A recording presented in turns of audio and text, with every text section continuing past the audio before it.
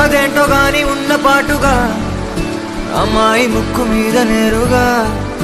తరాల నాటి కోపమంతా ఎరుపేగా నాకంటూ ఒక్కరైనా లేరుగా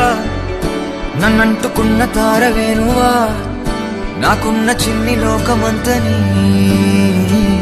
పిలుపేగా తేరిపార చూడసాగే దూరమే ఏది ఏది చేరే చోటనే సాగే చలములాగేనే